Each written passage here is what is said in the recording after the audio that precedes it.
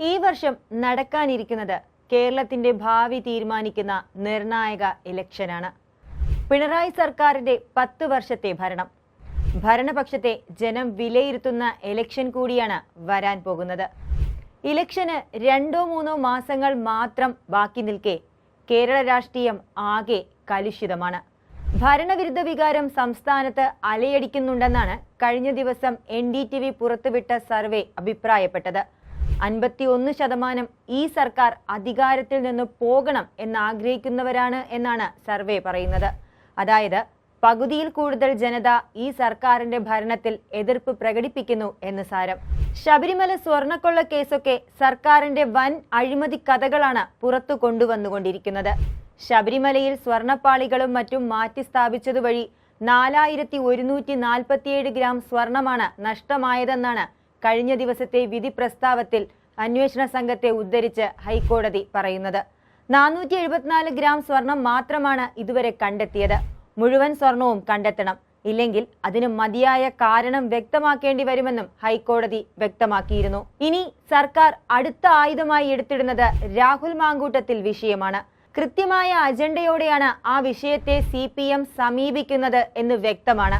അത് നാം കണ്ടതുമാണ്. കോടതിയുടെ പരിഗണനയിലുള്ള കേസ്.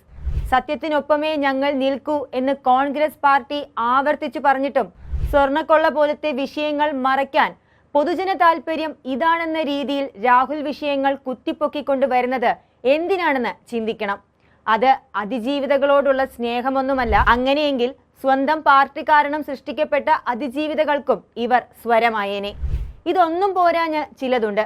തദ്ദേശ സ്ഥാപനങ്ങളിലേക്കുള്ള തെരഞ്ഞെടുപ്പിലെ പരാജയത്തോടെ അടിതെറ്റി നിൽക്കുകയാണ് CPIM-ഉം അവർ നേതൃത്വം നൽകുന്ന LDF-ഉം. അതുകൊണ്ട് തന്നെയാണ് ഗൃഹസമ്പർക്കം എന്ന 18ാം അടവുമായി പാർട്ടി രംഗത്തെത്തിയിരിക്കുന്നത്. കമ്മ്യൂണിസ്റ്റ് പാർട്ടിയുടെ അഖിലേന്ത്യാ നേതാവ് തന്നെ ചില ജോലികൾ തുടങ്ങി വെക്കുന്നുണ്ട്. പാർട്ടി ജനറൽ സെക്രട്ടറി MA ബേബിയാണ് ഗൃഹസമ്പർക്കത്തിന്റെ ഭാഗമായി ഒരു വീട്ടിൽ കയറി വീട്ടമ്മയ്ക്ക് പാത്രം കഴുകി നൽകിയത്. ആ ദൃശ്യങ്ങൾ ഇപ്പോഴും വൈറലാണ്. പ്രസംഗം കൊണ്ട് നേതാവാകാം, പക്ഷേ പ്രവൃത്തി കൊണ്ട് മാത്രമേ ജനനായകനാകാൻ കഴിയൂ എന്ന് പറഞ്ഞ് സഖാക്കൾ ഇതിനെ പുകഴ്ത്തുമ്പോൾ 10 വർഷം കേരളം ഭരിച്ച സർക്കാരിന്റെ അവസ്ഥയാണിതെന്നതാണ് ചിലർ പറയുന്നത്. പാത്രം കഴുകുന്നത് ഒരു മോശം കാര്യമാണെന്നല്ല കേട്ടോ പറഞ്ഞത്. ആളുകളെ കയ്യിലെടുക്കാൻ ഇങ്ങനെയും ചില അടവുകൾ ഇലക്ഷൻ സമയത്ത് പയറ്റാം എന്ന് കണ്ടതുകൊണ്ട് പറഞ്ഞതാണ്. ഇതൊക്കെ ഇത്ര വലിയ ആഘോഷമാക്കാൻ സഖാക്കൾ മത്സരിക്കുമ്പോൾ അവനവൻ കഴിച്ച പാത്രം കഴുകുന്നത് എന്തോ അത്ര വലിയ സംഭവമാണെന്ന് തോന്നുന്നത് എന്തുകൊണ്ടാണെന്ന് ചിന്തിച്ചാൽ നല്ലതായിരിക്കും. സജി ചെറിയാന്റെ ഭാഗത്തു നിന്നുണ്ടായത് അതേസമയം ഗുരുതരമായ ഒരു സംഗതിയാണ്. കാസർഗോട്ടും മലപ്പുറത്തും ജയിച്ചവരുടെ പേര് നോക്കിയാൽ അറിയാം വർഗീയ ധ്രുവീകരണം എന്നാണ് സജി ചെറിയാൻ പറഞ്ഞു വച്ചത്. സത്യത്തിൽ വർഗീയ പ്രസ്താവന CPM അനുകൂലികളെ പോലും ഞെട്ടിച്ചിരുന്നു. പിന്നീട് ആ പ്രസ്താവനയുടെ പേരിൽ മാപ്പ് പറഞ്ഞ് തടിയൂരാൻ നോക്കിയെങ്കിലും ഉള്ളിലുള്ള വർഗീയ ധ്രുവീകരണ മനസ്സ് എല്ലാവർക്കും ബോധ്യപ്പെട്ടിരുന്നു. സജി ചെറിയാനെ കവച്ചു വയ്ക്കുന്നതായിരുന്നു AK ബാലന്റെ പ്രസ്താവന. UDF ആണ് അധികാരത്തിൽ വരുന്നതെങ്കിൽ ആഭ്യന്തരം ജമാഅത്തെ ഭരിക്കും. മാറാട് പോലെയുള്ള കലാപങ്ങൾ കേരളത്തിൽ പലയിടത്തും ആവർത്തിക്കപ്പെടും എന്നാണ് ഈ മുൻ മന്ത്രി കണ്ടെത്തിയത്. വൈരുദ്ധ്യാത്മക ഭൗതികവാദം നാഴികയ്ക്ക് 40 വട്ടം പറഞ്ഞു നടക്കുന്നവർ ഇത്തരം വിവാദ പ്രസ്താവനകളോടുകൂടി കേരള ജനതയുടെ മനസ്സ് മാറ്റാം എന്ന് വിചാരിക്കുന്നുവെങ്കിൽ അവർ ഒരു മൂഢസ്വർഗത്തിൽ ജീവിക്കുന്നു എന്ന് വേണം നമ്മൾ കരുതാൻ.